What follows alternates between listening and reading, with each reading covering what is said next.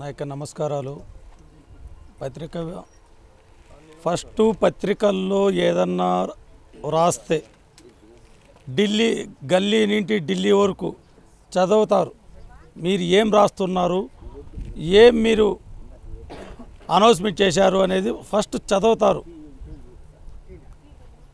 ఈ చదివేది ఈ చూసేది ఒక రకంగా మనకు చైతన్యం కలిగించేలాగా, ప్రజలకు చైతన్యం కలిగించేలాగా ఉండాలండి.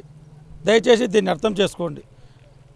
మన దేశాన్ని రక్షించేది ఒక మిలిటరీ వాళ్ళైతే దేశంలోని ప్రజలను రక్షించేది ఒక పోలీస్. ఆ పోలీస్ వ్యవస్థ ఎందుకు పోలీస్ వ్యవస్థను నొక్కి చెప్తున్నాను, ఆ పోలీస్ వ్యవస్థ కన్నా చక్కగా ఉంటే ఏ జైల్లో ఏ ఒక్కడిగా ఉండడు. పోలీస్ వ్యవస్థలో ప్రజల్ని రక్షించే పోలీసులు ప్రజల యొక్క రక్తాన్ని రాక్షసుల్లా పీలుస్తున్నారు. అవినీతి అందరినీ చెప్పడం లేదు, అంతమంది పోలీసులు చెప్ప అవినీతి పోలీసులు. ఎంతమంది అవినీతి పోలీసులు ఉండారంటే 70% అవినీతి పోలీసులు ఉండారు. 70%. ఈ అవినీతి పోలీసులు వీళ్ళు ఆలోచించాల్సింది ఏమిటంటే వీళ్ళు ఇంట్లో తాగే నీళ్ళ కానింటి ప్రజల రక్తమే అని మర్చిపోతున్నారు. రక్తం అని ఎందుకు చెప్తున్నాను, వాళ్ళ రక్తాన్ని చెమట రూపంలో రాల్చి ప్రజలు ట్యాక్స్ని కడుతుంటే ఆ ట్యాక్స్ రూపంలో ప్రభుత్వాలు వీళ్ళకి జీతాలు ఇస్తున్నాయి. ఆ జీతాల రూపంలో వీళ్ళు బతుకుతున్నారు. ప్రజలకు సేవ చేస్తామనేసి వీళ్ళు ఉద్యోగాల్లో చేరేటప్పుడు చేసేటువంటి ప్రతిజ్ఞలు ఏమైపోతున్నాయి.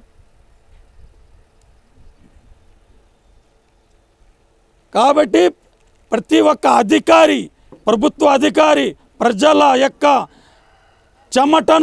చెమట కార్చి సంపాదించేటువంటి డబ్బుల్లో కట్టేటువంటి ట్యాక్స్ రూపంలో వాళ్ళు బతుకుతున్నారు.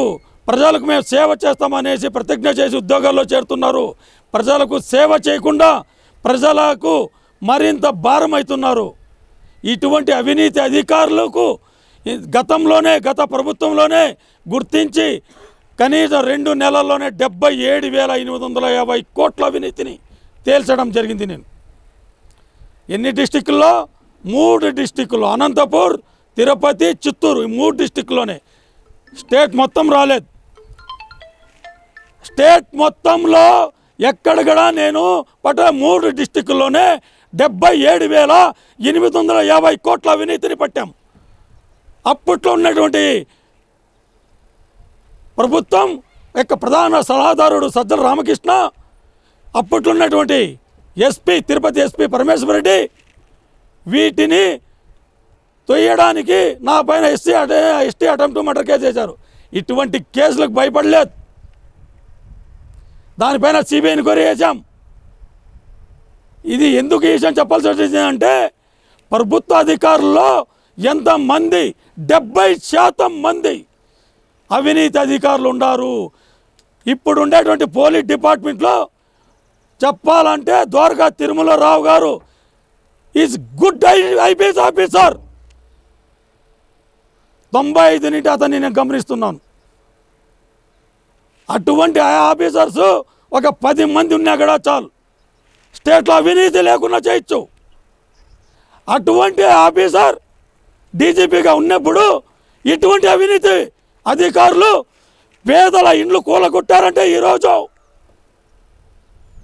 వీరికి పేదల ఇండ్లు కూడా కొల్లగొట్టడానికి, పేదల ఇండ్లు దొబ్బడానికి, ఆ ఇంట్లో నుండి ఆడవాళ్ళని తోసేసి విలువైన వస్తువులు బంగారం దొంగిలించారంట.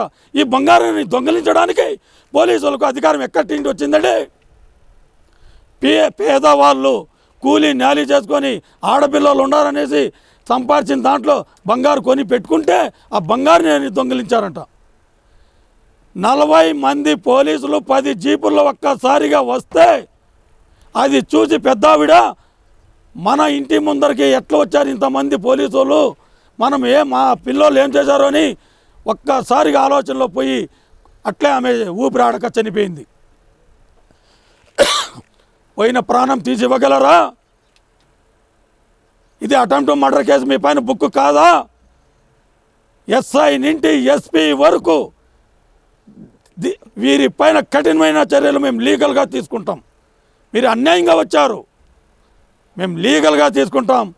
ఎస్పీని సస్పెండ్ చేసినంత వరకు ఎస్ఐ, సిఐ, ఎంఆర్ఓ అతి కిరాతకంగా ప్రవర్తించినటువంటి సిఐ రాజామోహన్ని జైలుకు పంపించినంత వరకు నేను వెనుకాడే ప్రసక్తే లేదనేసి భారతదేశ చట్టాలపైన ఉన్నటువంటి గౌరవంతో భారతదేశం పైన ఒట్టేసి చెప్తున్నాను.